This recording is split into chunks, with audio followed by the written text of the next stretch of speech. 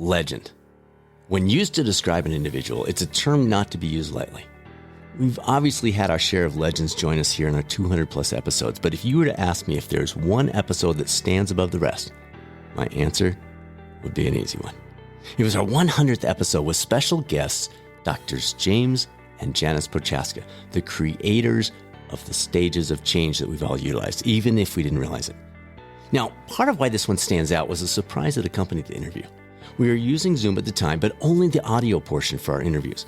I was camped out in our basement mudroom for the interviews in an effort to try to avoid the noise from our neighbor's construction work that was being done. There were blankets hanging over the door behind me and the freezer next to me, a pile of shoes on the floor and bike parts laid out on the counter. But as we got the interview started, the Prochaskas turned on their video. I froze. This is the Prochaskas. So, okay. And I clicked on my video as well, and we got on our way. That was our very first interview included on the YouTube coaching channel. And they were so awesome. It is such a fun one to watch. It's gone on to outperform every single video we've ever posted. Interview or feature video, doesn't matter. It's the number one. Welcome to the latest episode of the Catalyst Health, Wellness, and Performance Coaching Podcast. I'm your host, Dr. Bradford Cooper of the Catalyst Coaching Institute, and this special Hidden Gem episode does feature true legends, Drs. James and Janice Prochaska. This is the official audio version, but yes, of course, we'll include a link to that now famous video in the description of this podcast if you'd like to take a look. Now, before we jump into the interview, I want to run through briefly the 6 stages of change, just so you have a good baseline for the deeper discussion that we're going to go into in the interview. The first stage is pre-contemplation. You're not ready, and frankly, you're not intending to take any action in the next 6 months. Then you move into the second phase, which is contemplation. You're getting ready. You're intending to take some action in the next 6 months, but you haven't yet. Third phase is preparation. You are ready to take action in the next 30 days. 4 is action. You've now made the behavior change, but it's been in place less than 6 months. 5 is maintenance. You're doing the new healthy behavior and you've been doing it for more than 6 months. And finally, termination. That's the 6th stage. You're confident with the change and you're not tempted to relapse. So that gives you a quick overview. We'll be talking through those, application, the practical elements, and you'll get all their insights about it. Now, if you're looking to earn your health and wellness coaching certification, or if you're a clinician who'd like to add the certification to your toolbox, you can find all the details about our next MBHWC approved training program on the website, catalystcoachinginstitute.com. And as always, feel free to reach out to us directly. The email is results@catalystcoachinginstitute.com. We're happy to set up some time to discuss your specific situation and how it might fit into your career or life plans. By the way, if you are a clinician, like a physical therapist, for example, you can probably earn CEUs for this in addition to the MBHWC CEUs that are available. Now, let's listen in with 2 true catalysts, Drs. James and Janice Prochaska, on the latest episode of the Catalyst Health, Wellness, and Performance Coaching Podcast. Well, that's for a later interview. That's for you interviewing me. All right. Well, it is such a privilege to welcome the Prochaskas today, Dr. Janice and Dr. James Prochaska. Most of you know them. They've had a huge impact on our field, on our industry, on many people far beyond that. You've heard my introduction. The 2 of you, thank you so much for joining us. Special 100th edition, and it's just such a pleasure to have you today. Well, special for us, too. Well, I appreciate it. So behavior change, it's at the heart of so much in life. Maybe a good place to start would be discussing a difference between why people think they're failing to change versus the real reason they're failing to change. Well, first of all, most people have an action model of behavior change, and they believe that change happens when they quit smoking, when they quit alcohol, when they quit junk food. And so they end up with attributions like, I don't have enough willpower, okay? Because that's an action paradigm. I got to will it. I don't have enough motivation. And those kind of attributions are demoralizing. You know, if I don't have enough willpower, why should I try? If I don't have enough motivation, maybe I'll wait till I hit bottom, which is, I mean, what an awful philosophy that is. Right. but so common. And I think the thing is, too, most people don't know how to change. And that's what we've really been working to help people to learn how to change. Well, that's the exciting part about the stages is it literally gives you those steps. You don't have to guess anymore. You can literally say, where am I? Okay, there I am. Now what is the next piece of the puzzle? Yes. Yeah. And what's great about it, it's inclusive, you know, I mean, 40% of the people with the biggest risk behaviors are in pre-contemplation. Yeah. But most programs leave them out or exclude them. Yeah. And you can get a higher rate of return if you just stay with the 20% that are most prepared. But, you know, you exclude 80% of the people. Yeah. Yeah. So true. So true. All right. So the trans-theoretical model of behavior change, first of all, really cool name. But the more common term, stages of change, that's probably the one that people recognize more. Did you have any idea when you first published this research back in, I think it was 83, that it would have this level of impact 37 years later? What kind of walk us through what that journey's been like? Well, believe it or not, as soon as we discovered stages of change, you know, just interviewing like 50 ordinary people, I grew up in a factory neighborhood and I knew the wisdom of ordinary people. But what I had been working on was how could we take this fragmented area of counseling and psychotherapy that just had so many different approaches, how could we integrate the processes of change that are used? And when we heard that with our third ear, it's like, whoa, this is a new paradigm. You know, this is going to be a scientific revolution. So, you know, and then it's like, whoa, the anxiety, you know, not the burden of responsibility to you know, make it so it's available to people. Wow. Jim was interviewing people who had stopped smoking on their own. And when he would say, well, what were you doing? What helped you? And they said, it depends. It depends when they were in the process of working on changing it. Yeah, so like we would say, did you reinforce yourself for the steps you were taking? He said, yeah, that's more when I was quitting. Did you take and look to understand more in terms of about your smoking and all? Well, that was early on. And so, you know, again, listening with the third ear of a clinician, you know, we heard them talking about stages. And then it was like, that's the missing link. That pulls it together. Wow. So you did have a sense right out of the gate. You felt like this could be something that will help for generations.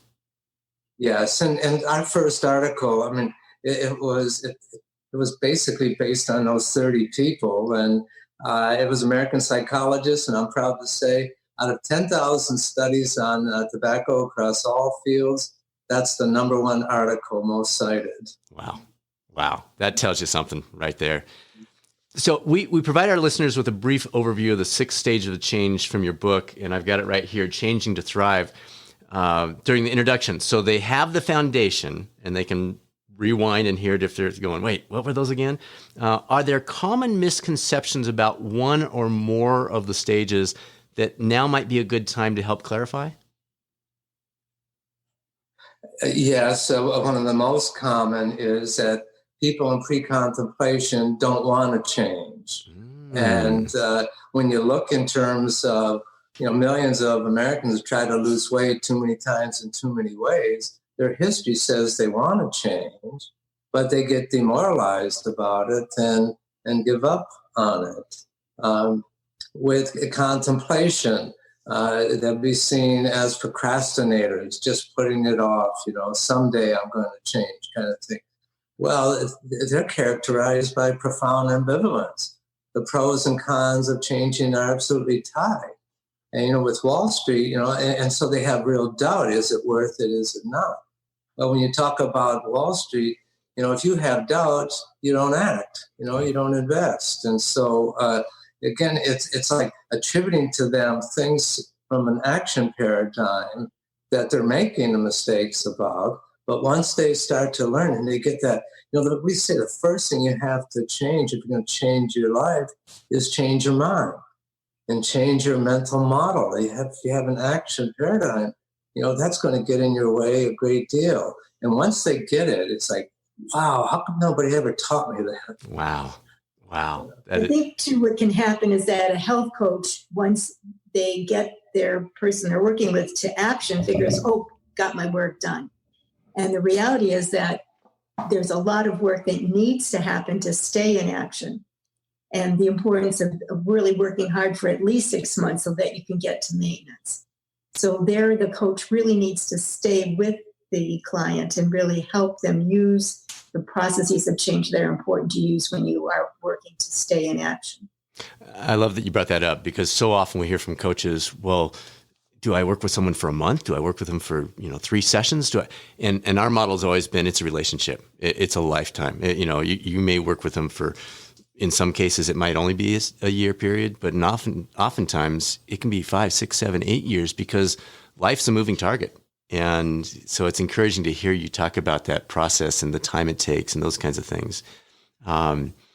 So interesting. You've spoken about the inaccuracy of the 21-day myth. We always hear that around, especially around January and New Year's resolutions and all, in terms of habit formation. And as you just said, Janice, it's probably closer to 6 months. 21 days makes for a lot better headline. Why is it, or how did you discover that the 6 months is so much more accurate than the 21 days? And does anything of value really happen in that first 21 days? That 21 days comes from research John Norcross, former student, myself, did on New Year's resolutions. And what we found was that about 50% of the people relapsed in the first 21 days, in the first 3 weeks. And so media always wanted New Year's stories. And so they interpreted it as, 50% relapse in the first 21 days, the rest are successful. No, the relapse curve keeps coming down, and it doesn't level off, flatten out until around 6 months. And that's why we also talk about action as 6 months, because we want to see that flattening out. Just like with the epidemic, we want to see flattening out in terms of number of infections and all, and before we take other action. So have you seen, when people step into utilizing the stages of change, that timeline is sped up a little bit? Or are there certain places where you say, well, if you step in and you're already at the preparation stage, you're probably looking at 3 months? Or do we need to be in that action section for that 6 month period?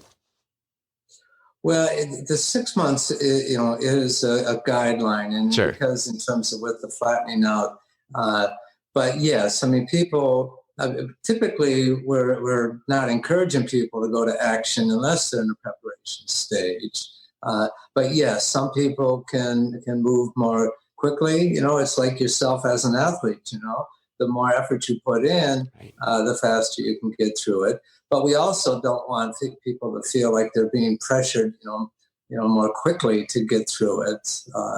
And so it's there is an arbitrariness. But when we say, okay, like cholesterol, what level should we have? Well, that's arbitrary, but it's a guideline so that, and we use this kind of thing. If you were going through life-saving surgery, would you give yourself 6 months to recover? Yeah, exactly. Okay? Think of this as life-saving behavior change. And would you look for support from other people, right? And would you look to do what you can to recover more quickly and more easily? It's a great example. Okay, so as you're talking about this, I mentioned Susanna, our chief learning officer. She's the one that knows this so much better than I do. She jokes about certain people seem to race through, and she'll sometimes joke with me about, Brad, this is your issue, where you just like are, boom, the pre-contemplation, the contemplation, the preparation, and the action are all like squeezed into 12 minutes, and then all the time is spent on the action, the maintenance. Do you see the different, almost like personality styles come out, or backgrounds or histories, where some people, they sit in that pre-con phase for a really long time? Other people go from 1 to 4 in a matter of a minute, and then they spend a bunch of time on the last 3. Any patterns with that you can give us some insights on? Well, typically, the biggest challenge we find within the stages of change is to help people get out of pre-contemplation. Okay? The action model says the biggest problem is relapse. But what we find is just moving out of pre-contemplation, that's a small change, but it becomes a big change later on. Gotcha. And tips on that? I've got a question a little bit later that will touch on this, but just some guidance on, because some people are told if they're in pre-contemplation, you just wait until they're ready. And you would say, no. So any tips for that person that is in that pre-contemplation phase, how somebody can help them? Well, first of all, unfortunately, the free quit lines for smoking, they're action oriented. Right. And when you call up, are you ready to set your quit date in the next 30 days? If not, call me back when you're ready. Right. Well, thanks a lot. Right. I mean, so tell me in terms of the question. Just, how to help somebody who's in pre-contemplation. And I think one of the things that we often say is wherever you're at, we can work with that. And it's okay that you're in pre-contemplation. And what we would like you to just consider is what your life could be if you weren't smoking all the time and you would become a non-smoker. How would that be different for you? And also to think in some of the advantages of not being a smoker. Yeah, the latter. What we know in the meta-analysis of 125 studies from 10 countries, 9 languages, that the pros of changing need to go up. And so we might say, share with me, what do you understand in terms of the benefits from regular exercise? And typically they'll give 5 or 6. And then we'll say, there's over 60 scientific benefits. Wow. And I wonder if you would take on this challenge. See if you can double your list between now and the next time that we talk. Okay. So you're not giving them the list. You're not saying, here's the 60 reasons. You're asking them to start reflecting on those. Right. Now, these days we could say, well, you could go to Change and to Thrive and you'll find exactly. You could check which ones are really important for you. And then when you check those, later on, you can use them. This week I'm walking for my heart. Next week I'm walking for my depression. Then I'm walking for my grandkids. Right. Beautiful. Love it. So the reflection piece, that's a big deal. That's a big part of, especially this pre-contemplative stage, is reflecting on my life, what I'd like it to look like, what it could look like, those kinds of things. Anything else you can flesh out in terms of reflection? Oh, I think becoming aware, and one of the things we'll share with them is becoming aware that change is not action. Change is progress. And when you double your pros, you're progressing. You want to have feedback with that because otherwise people can get demoralized in terms of if they're waiting until they take action, it can be hard to keep them with us. Right. I mean, we know we were able to predict over 90% of the dropouts from psychotherapy with therapists that were not stage based, and it was that they were in pre-contemplation stage. So talk me through that a little bit. It's fascinating. So you can literally predict 90% of the folks that will drop out, and this was in a counseling setting, but it would probably be just as applicable to coaching based on the route that the counselor was taking, basically? Or based on where that individual was in those stages. Yeah, if they weren't seeing benefits, okay, if they weren't getting reinforcement, feedback. Hey, congratulations, you've doubled, you're progressing. It's like seeing your cholesterol come down.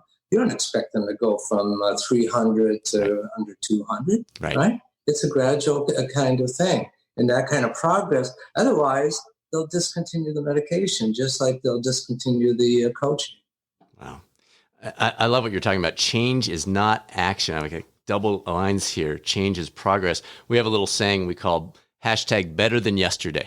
And it's the same concept. The goal is not to become you. The goal is not to become me. The goal for me is not to become Susanna. The goal is for me to be just a slight bit better than yesterday.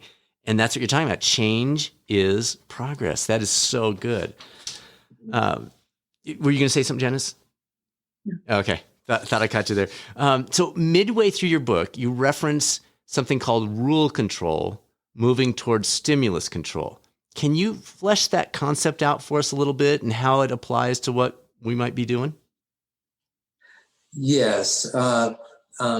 Rule control, when we're dealing with somebody with a long-term habit, or addiction or compulsion, but, habits, it's really under stimulus control. Okay. It's like automatic. I mean, I know with myself, if I had ice cream and potato chips in the house, they were not going to last long. Okay. So I had to take, and what's the stimulus in terms of what we'll eat? Most common stimulus for us is what's on the shopping list. Yeah. So if I take that away, then, but when in early on, the progress is more under decision control. Is it worth it? Is it not? Should I keep progressing? Should I put it off? And decision control is much weaker than rule control. And so for myself, where I had some times where I had trouble with my drinking, I set a rule for myself. I'll never drink more than 3 drinks, and that's a rule I could live by. Mm-hmm. I also had trouble in terms of going into casinos, and so I would set a rule for myself. Leave my wallet in the car, take $20 in. When I lose, I'm done. Oh. So, and then you want to end up with stimulus control again. Okay, so it's 3 phases. New behavior is much more automatic. Okay, so we've got decision, rule, stimulus. No, stimulus control. I'm sorry, stimulus control. Is that what you want to end up with? Yeah, that's what you want to end up with. That now eating healthy is much more automatic, and in terms of drinking, how much to drink, it's like I don't have to make a decision about it, and I don't even have to worry about the rule. So the process basically is essentially 3 levels. It's decision control, which is the weakest, rule control, which provides you some self guidelines, and then stimulus is when it's essentially natural for you. Yeah, I mean, Janice she takes us out hiking, and we do a lot of walking and hiking, and she's got a stimulus, the app. It's got to get to 10,000 steps. I love it. So those obviously overlap. Like, for example, I'm training for a triathlon, and I'll have a rule that I want to get about 2 hours a day in, and that allows me to not have too much waiting for me on the weekend. If I get up early, get on the bike by 5:30 or whatever. Can the rule control? I don't find it hard to get that going. It's just a guideline for me. Do you find those overlap with things that people are doing? Is it a mobile kind of integration between those 3, or do they tend to generally be pretty succinct? Well, let me just say, I mean, you're the first one ever to ask questions about stimulus control, rule control, and just frankly, we have not done nearly the research on it. Okay, it's really interesting. It's more, let's say, a kind of a metric that helps us in terms of. So people just makes sense. Yeah. Yeah, because it keeps under decision control. Right. I'm in as much risk of going backwards as going forward. Completely. And decisions are really depending on the day and how stressed you are or distressed. Did you sleep last night? Yeah. I love that. Excellent. Okay, so this question might fit into the pre-contemplation phase, so you can tell me about it. But what about the person that you're talking to? They're maybe in an employee wellness program, so they're forced to talk to a coach, or that's a parent talking to somebody, and they say, I'm good. I don't have any areas I want to change. For the coach who may be working with somebody like that, is there any value in moving forward, or different questions you can ask to prime the pump a little bit? Or does this kind of create a brick wall, if you will, in terms of behavior change when they say, I'm good. I'm fine the way I am? Well, a couple of things. Did you? Oh, go ahead, Hal. One is that we would typically give a person a health risk intervention, okay, not a health risk assessment. And that tells us where they are with the big 4+1, the behaviors that account for the most chronic disease and disability and lost productivity, premature death. And so that can help us. And then it shows what stage you're in. It can give feedback. So that's one of the tools. Yeah, with hopefully not being too sarcastic. Like one idea is, wow, you must be in the top 3% of our population. In other words, you don't smoke, you don't drink more than one drink a day if you're a woman, you walk 10,000 steps, you do some stress reduction about 20 minutes a day, and you eat 5 fruits and vegetables a day. Wow. You're amazing. Yeah, you're a behavioral athlete. That's right. I mean, but the other thing, though, more seriously, I do really feel that financial incentives can work. I agree. It can work for those folks.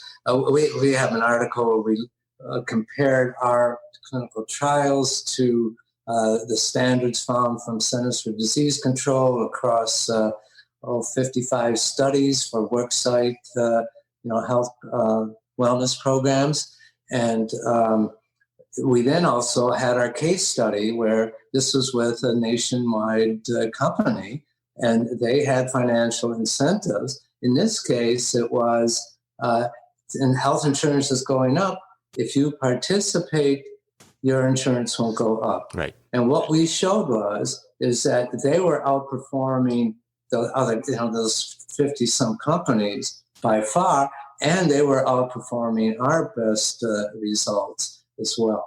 We've also just completed a study where the financial incentives just produce outcomes that we've been trying to do for decades. So, and I like the fact you've got a PhD in performance science. Okay, well, what we do is, it's like you have your personal best. You can outperform your personal best.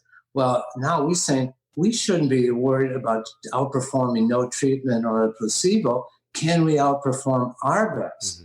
Okay. And when we do that, then we know we have something really worth writing about and disseminating. I love that. So, and that fits perfectly. And I think that can prime the pump in a lot of ways. What about that person that just says, yeah, I'm overweight, or I don't walk much, or yeah, I know my cholesterol's high. I just don't care. Like, I'm just fine with life. Can you just leave me alone? Like, are we not even entering the stages of change here? They're not even pre-contemplating at that point? Or are there some things you can do in that case that might just help the process? Well, in Europe, they came up with a stage before pre-contemplation. They call it emotive, and we use that sometimes. That is without motivation. But I might say, my usual rule is I won't care about somebody's health and well-being more than what they care. Okay? But I want to let you know, I do care, and I'm not going to coerce you. I'm not going to pressure you. I will want to help influence you, and so I will respect where you're at. And if you continue to not want to change, I'll stay with you. I like that. I love that wording.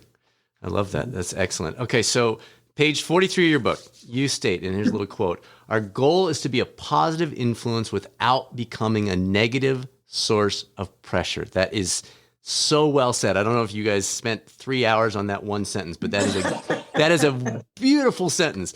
For the coach, the counselor, the clinician, the parent, the friend, whoever it is listening to this, what guidance can you provide that will help us walk that line? Because that's a fine line. That's a tough line. You want to be that positive influence without feeling like you're creating this negative pressure, which obviously can send people the other direction. Walk us through that a little bit. That is so beautiful, but how do we walk that line? Well, again, we talk about one of the first processes is to increase awareness. Well, I want to, help increase the awareness about the difference between coercion and influence. And the thing that as a coach or as a parent or as a partner that we need to be aware of, if somebody is in pre-contemplation, they're likely to experience what we're saying as coercion. And so I'd like to be open. I will do not want, and let me know. It reminds me of this fellow who was in with a drug problem, marital problem, career problem. And I said to him, if you feel me pressuring you to do things that you don't want to do, will you let me know? He says, I'll let you know. I said, how will you let me know? He said, I'll get angry as hell. I said, well, I can work with that. What I can't work with is you're not coming back. Yeah. And so, again, to be saying, because typically you'll get signs, they'll back up, they'll go quiet, they'll show the signs of, defensiveness. And I might reflect, I feel like I'm making you feel defensive. I feel like you might be feeling pressured. And again, I'm respecting where you're at, but I do want to influence you because I think that can make a difference in your life. And I don't want to waste this opportunity. It's good. So many good tips here. All right. So on page 259 of your book, and folks are going to have to take a look at this, you've got something called a life evaluation as a figure. The feeling today versus the functioning today. I thought that was really interesting, and I think it's a very, very valuable distinction. Can you tell us a little bit more about how and why that specific tool was developed and how you've utilized it? Is it okay to do an open book test? Yeah, absolutely. I got my That's book true. open. I can't expect you to know what page 259 is, can I? I say, you know the book better than I do.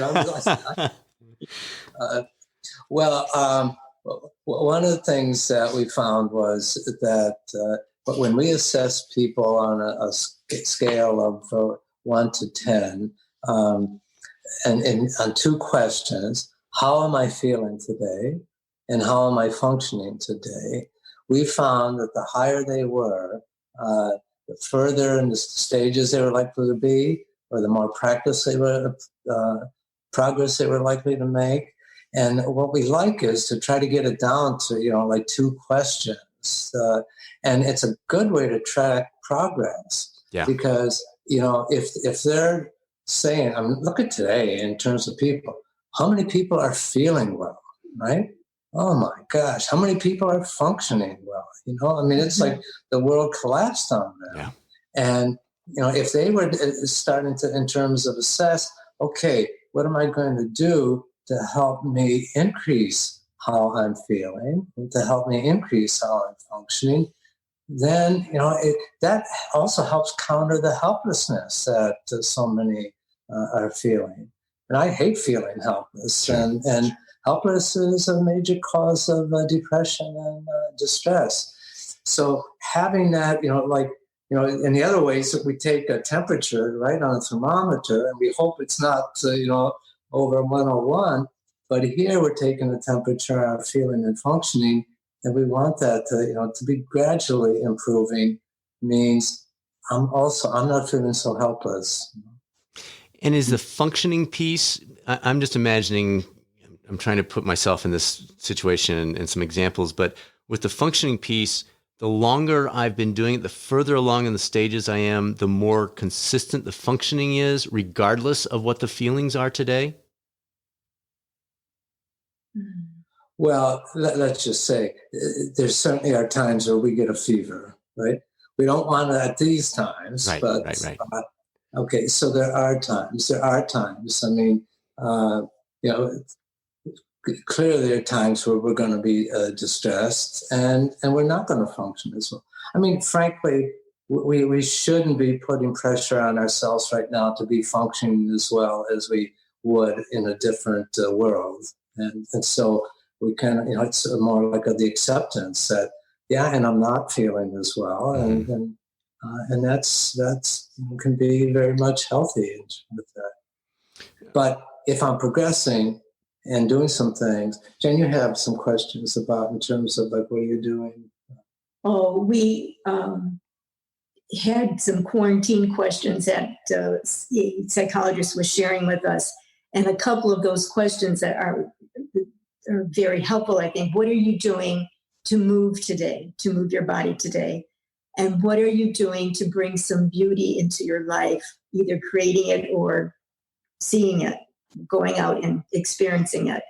And those kinds of things, again, can help you feel better, which in turn can help you function better and to really, in a sense, improve your well-being. Just as a side, to share with you, the behaviors that we emphasize the most, the big 4+1, smoking, alcohol abuse, unhealthy eating, and all. It turns out that a researcher from Stanford is able to measure our biological age for immune system, and then our functional age for immune system. And so I could have age 60, and my immune system is like a healthy 40-year-old, functioning well. Or I can have it like an 80-year-old and more dysfunctional. And what are the behaviors that affect the immune system? It's the same ones we use, for chronic disease prevention. Right. And which are so important right now to ward off COVID-19, to have a better immune system so that we wouldn't be as susceptible. But it also it prevents more of the worst parts of the virus, because so many people have the virus but no symptoms. Right. And so it's more the sickness and the worst parts of it. Right. Because then your immune system is helping you to keep from getting to the worst. And it's why people with in New York they found people had 2 chronic conditions that died. I mean, it was the average. In the U.S., as Jan was indicating, 90% have 2 or more of the big 4+1. Yeah. And so it's like, that's why when she was saying, if this person doesn't have any of those, that's great. We should give them a trophy. Totally. So I'm looking at what we were talking about with the decision rule and stimulus control, and I'm trying to lay that over the top of the feeling today, functioning today. It seems like the more you are on the scale, if decision rule and stimulus is a scale, if we're further to the decision side of trying to make choices in our daily life, then the feelings are going to cause that to vary all over the place. Whereas if we're in the stimulus control, the feelings won't have as much of an influence. Am I hearing that correctly? Am I making that overlap accurately, or are they really very distinct? Well, no, I like that. I like that. Remember, you're quizzing me about stuff that I love having data when I answer questions. I understand. So then I got to turn to reason and feelings. But the further I am in terms of, in terms of stage, in terms of stimulus control, the better I'm likely to be functioning. If I am, really stuck on making decisions, is it worth it? Is it not? Like in literature, dare I eat a peach? It's like with those kind of decisions, you get stuck, and you're not functioning well, and you're not feeling well. Analysis paralysis, is that what they call that? Yeah. Good. Chronic contemplators. Yeah, I have not heard that one. I like that. That's what I accuse Freudians of being, chronic contemplation. I might steal that one. I love it. All right, let's have some fun with this next one. We just got 2 questions left. You've been married 54 years as of this September, if I did the math right. There cannot be a better testimonial to the value of the whole trans-theoretical model of change than that. Any fun stories about the role it's played either in your marriage or raising your kids, or combination of the 2? Well, keep in mind, we were in love and we were married before we discovered the stage. It was okay. So we didn't, need that. I would say, for myself, I have felt blessed all my life. I don't know how and I don't know why. But in spite of whatever the discoveries I've had and the recognition, that does not make me privileged. Okay. Privilege means I'm entitled to whatever I want. Yeah. Being blessed means I have responsibility to give back, to give back personally, to give back professionally, and to give back like your coaches will do, to be, helping people to be happier and healthier. Yeah. Love that. I get a kick out of my friends using the stages of change. One of my friends says, I'm really in preparation to buy a couch, but my husband's in pre-contemplation. So I need to I need to outline to him all the benefits that a new couch would do for our marriage and our home and our living room. And I need to reduce all the cons, would put it in the way of him moving to contemplation and preparation. So I love it. It's fun to hear other people use it in that kind of way. I used to do a lot of marital therapy, and with an audience, I'd say, okay, I have a husband and wife come in for marriage counseling. What stage is the husband in? And the audience will yell out, pre-contemplation. And what stage is the wife in? Action, okay? And what are the attributions they make? He is so stubborn like a mule, you can't get him to change. And what does he say about her? She is so controlling. And then I said, let's maybe understand that you're in different stages of change, okay? And that's a place where you might find some common ground to be able to pull together more. So sometimes we use that in our marriage as well. I love that. Do you catch each other almost overusing it? Like I'll accuse Susanna because she's so good. She just is so naturally good at all this intrinsic motivation, motivational interviewing, stages of change, all those kinds of things. I'll sometimes accuse her as using her Jedi mind power tricks on me. Do